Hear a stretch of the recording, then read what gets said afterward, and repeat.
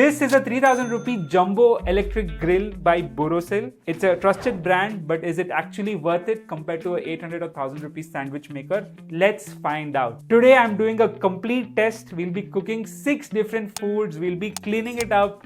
We'll be showing you all of this in the review, and at the end we'll give you an honest verdict.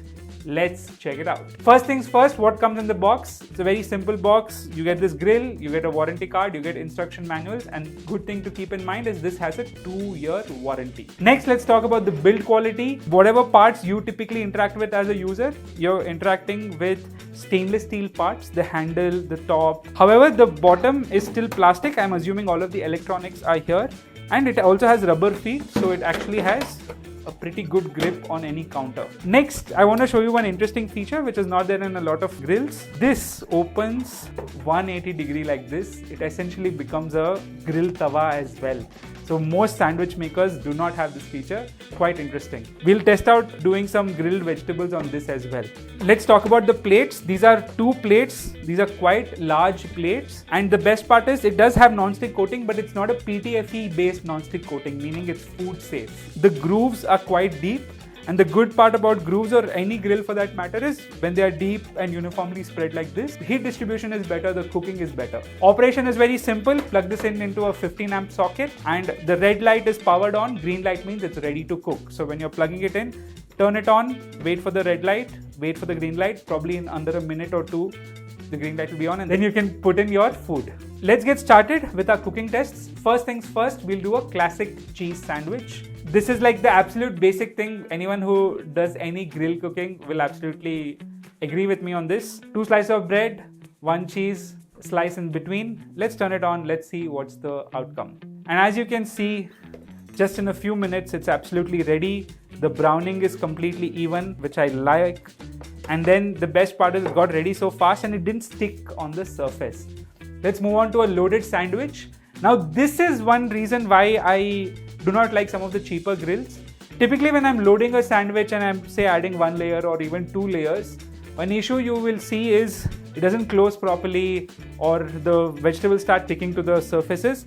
Let's see how this handles it. As you can see, because it has a floating hinge. So what I mean by floating hinge is, if you see here, it has a bit of a spring. So what that does is it ensures that the grill is always uniformly pressing all of the food inside. So because of that, one good thing is on both sides, top and bottom, it is getting uniformly cooked. Next, let's do a paneer tikka. Very simple paneer tikka with some basic marination. I'm just placing the pieces of paneer inside, waiting for it to cook. There you go, beautifully cooked. What I'm liking over here is the grill marks, again very consistent, very smooth. Doesn't look like it's undercooked somewhere or overcooked somewhere, so that's quite good. Next, let's do a grilled aloo. Simple boiled aloo, some chaat masala, some green chili sliced into some thin slices. Very beautifully cooked on both sides. It's cooked really well. Now what I'll do is I'll use the flat mode. So if you guys remember the flat mode, and I'll try to cook some grilled vegetables on this. I'll add some capsicum, some carrots, just see how it cooks. Again, really well done. The good part which I'm liking here is it has a very nice oil tray. We didn't actually get the tray. It has an oil spout, so I'll place a plate here and the excess oil is very nicely getting collected here. So that's quite good. Let's look at storage. So one thing you'll have to keep in mind is this is a relatively large sandwich maker / grill. So unless you have sufficient space, do not buy this. Storing it will be a challenge. Let's move on to what we think about this, pros and cons, and what our final verdict is. So the pros, 180 degree opening. So it gives you a lot of versatility, not just sandwiches. Build quality, I mean steel, solid feet, grippy feet, and a 2-year warranty. So I think Borosil is quite serious about this product. Even heating, you saw various different foods which we cooked. Everywhere the heating was quite even. That's primarily because of the floating hinge.